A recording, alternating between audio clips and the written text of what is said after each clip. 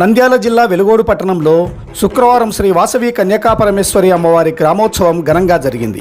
స్థానిక ఆర్యవైశ్య సంఘం ఆధ్వర్యంలో గత 11 రోజులుగా వివిధ అలంకరణలతో అమ్మవారికి పూజలు జరిగాయి. 11వ రోజు అయిన శుక్రవారం నాడు గ్రామోత్సవం నిర్వహించారు. అమ్మవారి ప్రసాదంగా పెట్టిన లడ్డూను బాదం నాగేంద్ర సుమలత దంపతులు వేలంలో దక్కించుకున్నారు. శనివారం తులాభారం అన్న సంతర్పణ కార్యక్రమాలు నిర్వహిస్తున్నట్లు వాసవి కన్యకాపరమేశ్వరి దేవస్థానం పాలక మండలి అధ్యక్షుడు లాలం సుధాకర్ తెలిపారు.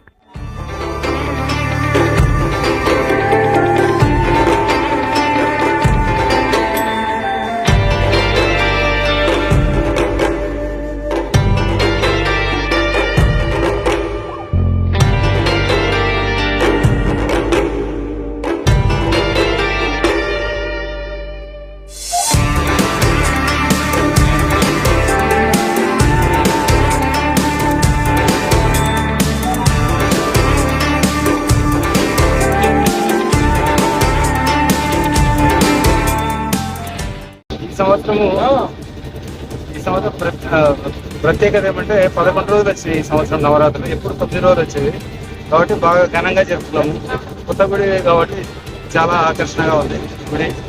తర్వాత ప్రతి ప్రోగ్రామ్ చాలా హైలైట్గా చేశారు. మన కమిటీ సభ్యులు కానీ టీం కానీ అందరం కలిసి బాగా దసరా నవరాత్రులు చాలా బాగా జరుపుకున్నాం. జై వాసు.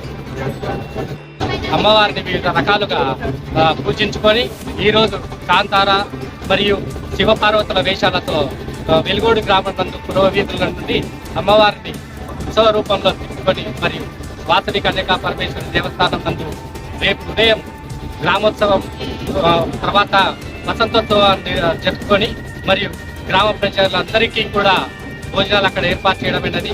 ఈ కార్యక్రమం ముగింపు జరగడం జరిగింది. మరియు ఈ సంవత్సరం మన వాసవి కన్యకా పరమేశ్వరి దేవస్థానం నూతనంగా నిర్మించడమైనది. మరియు ఈ ప్రెసిడెంట్ గారి లాలం సుధాకర్ గారి ఆధ్వర్యంలో ఈ యొక్క కార్యక్రమాలు ఘనంగా నిర్వహించడమైనది.